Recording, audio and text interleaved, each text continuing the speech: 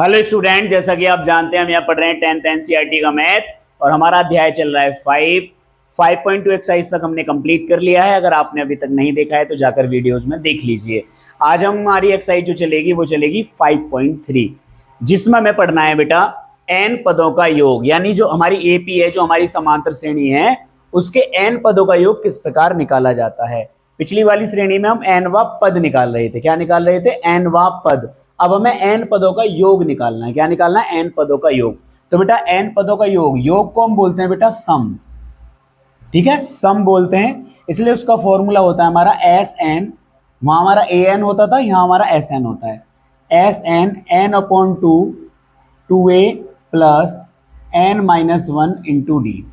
तो ये हमारा होता है एन पदों का योग। S N is equal to N upon two a plus N minus one into d. अब यहां से एक बात देखनी है बेटा आपको, अगर मैं इसको थोड़ा सा और सॉल्व करूं तो S N is equal to N upon two, अगर मैं इस 2a को अगर a प्लस ए में, अगर a प्लस ए में तोड़ दूं n minus one into D. तो गौर से देखो, ये जो हिस्सा है, ये वाला दिख रहा है, ये वाला हिस्सा जो है, ये आपको ध्यान है ना, हमने n वा पद पढ़ा था। क्या पढ़ा था? n वा पद। तो एस एन बराबर n बटे दो, तो a plus A N, A plus A N. एक फॉर्मूला हमारा बेटा ये भी बनता है।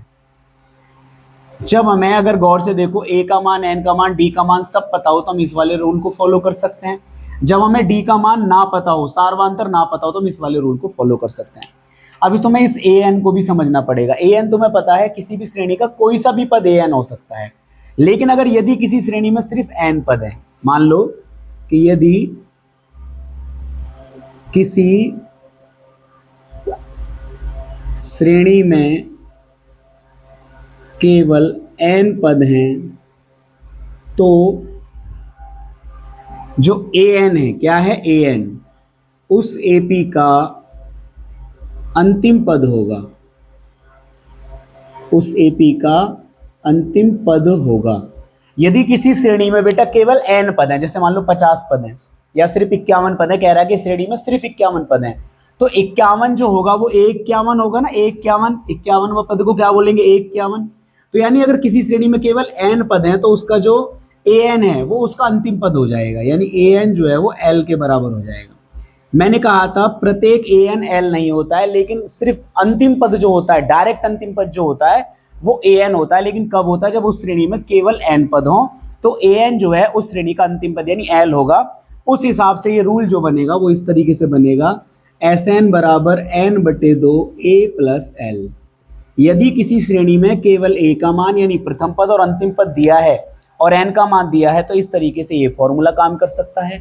an की बात हो रही है तो ये वाला फॉर्मूला भी काम कर सकता है, और अगर सब कुछ प्रॉपर दिया है तो ये वाला फॉर्मूला भी लग सकता है। अपनी सुविधा अनुसार ये बेटा 3 फॉर्मूले हैं, एक ये रहा, एक ये रहा और एक ये रहा। अपनी सुविधा अनुसार ये कोई सा भी फॉर्मूला लग सकता है। जैसा भी एक्सरसाइज में सवाल होगा उसी तरीके से हमारा ये सवाल आगे चलेगा इन फॉर्मूलों के हिसाब से।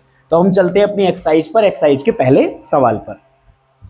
तो ये हमारा बेटा पहला सवाल है कि निम्नलिखित समांतर श्रेणियों का योग ज्ञात कीजिए। यानी हमें जो श्रेणी दी है ये वाली एपी, इनका हमें योग ज्ञात करना है। ठीक है ना। तो इसमें हमें सबसे पहले श्रेणी में क्या निकालना होता है? a का मान, जिसमें a का मान 2 है, d का मान 7 माइनस 2 यानी कितना हो गया? 5 हो गया। चलिए अब हमें n पदों का योग निकालना है, तो n का मान कितना है? 10। तो हमारा फॉर्मूला क्या है बेटा? हमारा फॉर्मूला है S N is equal to N upon two, क्योंकि इसमें कोई अंतिम पद नहीं दिया है। 10 पदों तक कह रहा है, तो ये 10 अंतिम पद नहीं हुआ, 10 पदों तक कह रहा है। तो ये हो गया 2a plus N minus one into D. ठीक है, तो निकालिए n का मान कितना है? 10। तो एस 10 का मतलब है 10 पदों का योग। n का मान 10 बटे 2, 2 इंटू ए का मान 2 प्लस n माइनस वन यानी 10 माइनस वन इंटू डी का मान बेटा कितना? 5। चलिए एस 10, ये आपका 2 पंजे कितना हो गया? 10। 2 से 5 बार कट गया, 2 दूनी कितना हो गया? 4। और ये 10 में से एक गया बेटा, कितना आ गया? 9। और 9 पंजे कितना हो गया? 45। चाहो तो चलो एक बार लिख लो, 9 गुणा 5 एस 10 इज इक्वल टू 5। ये हो गया 4 प्लस 9 पंजे 45। S 10 is equal to 5 multiply, ये आपका कितना आ गया बेटा? 49। तो एस 10 इजुकल टू मल्टीप्लाई करो, 5 निम 45 और 5 चौक 20 और 4 24। तो बेटा 10 पदों का योग कितना आया है? 10 पदों का योग आया है 245। इस वाले पे चलते हैं। इस वाले में ए का मान कितना है बेटा? माइनस का 37। इन सवालों में बेटा कुछ नहीं है, जैसे हम फॉर्मूलों में एनवा पद निकाल लेते हैं, ऐसी फॉर्मूले से हमें सिर्फ योग निकालना है, कुछ नहीं करना है, ठीक है। डी इजुकल टू -33, माइनस ये हमारा है और इसका है माइनस का 37। तो ये हो गया माइनस का 33 माइनस माइनस प्लस 37 और ये आपका आ गया बेटा कितना? 4, क्योंकि 37 प्लस का है। और आपका एन का मान कितना है बेटा? आपका एन का मान जो है वो आपका 12 है। तो हमारा फॉर्मूला लगाइए, फॉर्मूला है हमारा S N is equal to N upon 2 A plus N minus 1 into D. तो एस एन का मान कितना? 12 बटे 2 2 ए का मान कितना बेटा? माइनस का 37, तो ब्रैकेट में रख लो माइनस का 37। एन का मान कितना? 12 माइनस 1 इंटू डी का मान कितना? 4। चलिए आगे सॉल्व करते हैं। 2 से 12 कितनी बार कट गया? 6 बार। ये माइनस का कितना हो गया बेटा? 74। ये प्लस 12 में से 1 गया, कितना बचा? 11। 11 गुणा 4। तो एस 12 इजुकल टू 6 माइनस का 74 और 11 चौक बेटा कितना हो गया? 44। तो एस 12 बराबर 6 और गुणा में यहाँ बेटा माइनस की संख्या ज़्यादा है तो माइनस का कितना आ गया? बड़ा ब्रैकेट लगा लो, माइनस का आ गया आपका 30 और गुणा करेंगे तो ये प्लस माइनस माइनस गुणा में और 3 छिक्का 180। तो बेटा इसका श्रेणी का जो 12वां पद आया है वो माइनस का 180 आया है। तो ये हमारा थर्ड पार्ट है, इसको करते हैं। ए का मान आपका कितना है? 0.6। डी का मान 1.7 में से 0.6 माइनस होगा तो 1.1 बचेगा। एन का मान आपका कितना है? 100, ठीक है। एन का मान 100 हो गया। चलिए एस एन का फॉर्मूला लगाइए। एस एन का फॉर्मूला है आपका S N is equal to N upon 2 A plus N minus 1 into D. इधर भी लिख लेते हैं, बाद में लिखना ही है। S N is equal to N upon 2 A plus N minus 1 into D, ठीक है। चलिए एन क्या है? 100, तो एस 100 इजुकल टू 100 बटे कितना हो गया? 2 इंटू ए का मान कितना है? 0.6 प्लस एन का मान 100 माइनस 1 और डी का मान बेटा 1.1, ठीक है। तो ये हो गया एस 100 इजुकल टू यहाँ कितना आ गया बेटा आपका 50। इसकी मल्टीप्लाई करोगे तो 1.2 और प्लस यहाँ आ गया 99 और इंटू 1.1, ठीक है।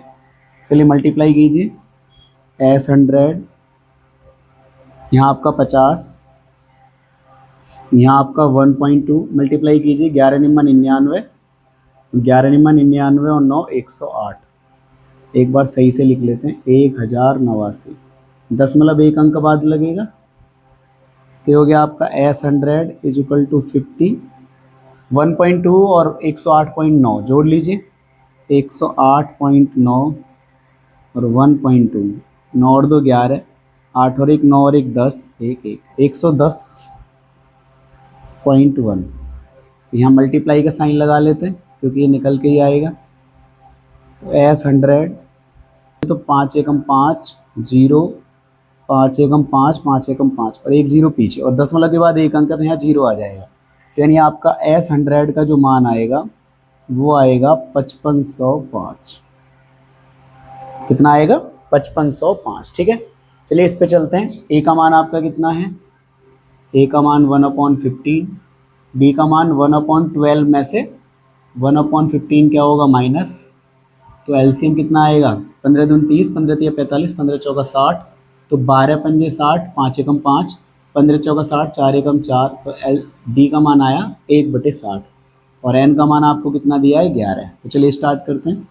एस 11 11/2 2 इंटू ए का मान बेटा कितना? 1/15 प्लस एन का मान 11 माइनस 1 और इंटू डी का मान 1/60। एस 11 11/2 और ये 2 एकम 2, 2 बटे कितना हो गया? 15 और प्लस 11 में से 1 गया 10, 10 गुणा 1/60, 10 छिंग 60। तो एस 11 बराबर हो गया 11/2, यहाँ हो गया आपका 2/15 और प्लस आ गया 1/6। इसको हमें हल करना पड़ेगा बेटा। तो एस 11 11/2 एलसीएम ले लीजिए और हल कर लीजिए। तो ये 15 और 15 दूनी 30, एलसीएम 30 आ गया। तो 15 दूनी 30, 2 दूनी कितना हो गया 4, 6 पंजे 30, 5 एकम कितना हो गया 5। ठीक है, तो इधर हल कर लेते हैं।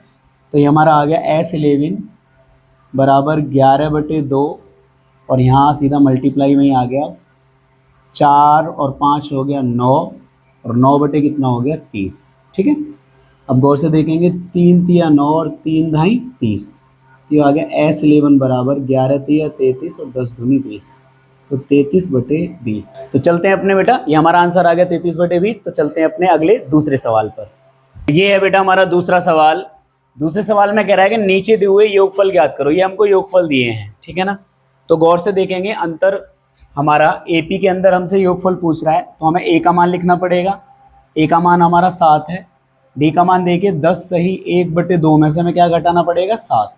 तो 10 दूनी 20, 20 और 1 21, 21/2 में से 7 माइनस कीजिए, 2 सत्ते 14 और 21 में से 14 गए कितने बचे 7। तो 7/2 आ गया। डी का मान कितना आ गया 7/2 या 3.5 भी लिख सकते हैं। ठीक है, चलिए अब एन का मान हमको नहीं पता है। गौर से देखोगे तो इसमें हमें एन का मान नहीं पता, क्योंकि लास्ट में ये जो पद है प्लस में दे रखा है और ये अंतिम पद है। क्या है, अंतिम पद, लास्ट वाला पद है। तो मैं इसको एन भी लिख सकता हूँ, लेकिन इस श्रेणी का ये अंतिम पद है तो मैं इसको एल लिख लेता हूँ। एल हमारा कितना है 84। कितना है बेटा 84। चाहो तो मैं एल को हम क्या बोल सकते हैं, तुम्हें पता है ना, हम एल को ए एन भी बोल सकते हैं, क्योंकि ये अंतिम पद है। अंतिम पद है तो जो एन होगी वो ये वाला पद होगा। ठीक है ना। अब हमें पता है कि याद रखना जो भी ए एन का फॉर्मूला था एन व पद वही एल का फॉर्मूला होता है हमेशा। ठीक है ना।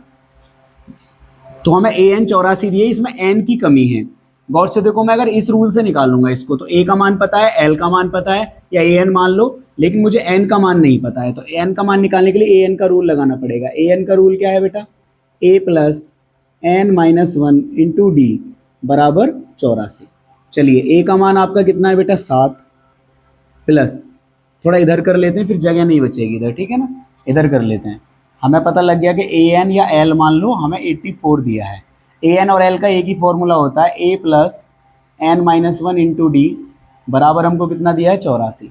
ए का मान हमको 7 दिया है, एन का मान हमें फाइंड करना है, डी का मान हमें 7/2। ये बेटा हमने पहले बहुत किए हैं जब हमने एन का मान निकाला है 5.2 में। ठीक है ना।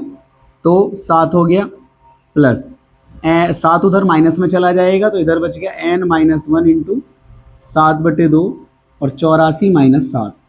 तो हो गया एन माइनस 1 इंटू 7/2। 84 में से 7 गए 77। 7 से कितनी बार घट गया 11 बार, और 2 11 की किस में जाएगा गुणा में, तो 11 दूनी कितना हो जाएगा 22।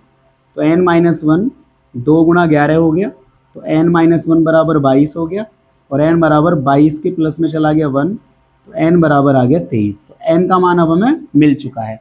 अब हम रूल लगा सकते हैं एन पदों का योग वाला। तो हम लगा सकते हैं कि एस एन बराबर n/2। अब हम चाहें तो कोई सा भी लगा सकते हैं, क्योंकि डी का मान ए का मान एन का मान है, लेकिन जब हमें छोटे वाले से काम चल सकता है तो इससे चलाएंगे। तो ए प्लस एल लगा दो या ए प्लस ए एन। तो एस एन, एन बेटा कितना है 23। ठीक है, क्योंकि हमसे योग पूछा था तो सारे पदों का योग निकालना है। तो हो जाएगा 23/2, और ए का मान हमारा कितना 7 और एल का मान कितना 84। तो ये हो जाएगा हमारा 23/2 और 84 और 7 कितना हो गया 91। ठीक है, अब S23 मल्टीप्लाई कर लेंगे इसके। ठीक है, तो 23 एकम 23 और 23 निम निकाल लेते हैं। 23 निम्मा 9 तिया 27 और 9 दूनी 18 और 2 20, 207 और 207 और 2 हो गए 209, और बटे में कितना आ गया 2। तो आ गया 2093/2। चाहो तो आप इसका क्या निकाल सकते हो, आप चाहो तो इसका, क्योंकि ये सही बटे में लिख रहा है तो इसे भी सही बटे में लिख दो। 2 एकम 2 हो गई 0, 2 चौक 8 और 2 छिक्का 12, 1046 सही 1/2। अब हमने सही बटे में क्यों लिखा है, क्योंकि बेटा यहाँ भी सही बटे में लिख रहा है तो हमें भी सही बटे में लिखना चाहिए। तो इसका जो 23वां पद आया है, 23 पदों का, सॉरी 23वां पद नहीं, 23 पदों का जो योग है वो 1046 अपॉन पार्ट 1/2 है। ठीक है, 146 सही 1/2। चलिए इधर चलते हैं। इसमें ए का मान कितना है बेटा, ए का मान 34, डी का मान देखिए 32 में से 34 माइनस करोगे तो -2। एन का मान इसमें भी हमको नहीं पता है, यही पता है कि ए एन मान लो या एल मान लो, जो अंतिम पद है वो हमारा 10 है। तो इसका फॉर्मूला लगाएंगे a plus N minus 1 into d बराबर कितना दिया है 10। ए का मान कितना है बेटा 34, एन का मान हमको फाइंड करना है, और डी का मान बेटा कितना है -2, बराबर में कितना हो गया 10। 34 चला जाएगा माइनस में, तो n -1 इंटू -2 और 10 - 34, तो ये हो गया n -1 गुणा -2 और -24। देखिए माइनस से कट गया माइनस और 2 से 24 कट गया 12 बार, तो n -1 बराबर कितना आ गया 12, और ये हो गया 12 + 1 और 12 और 1 हो गया 13।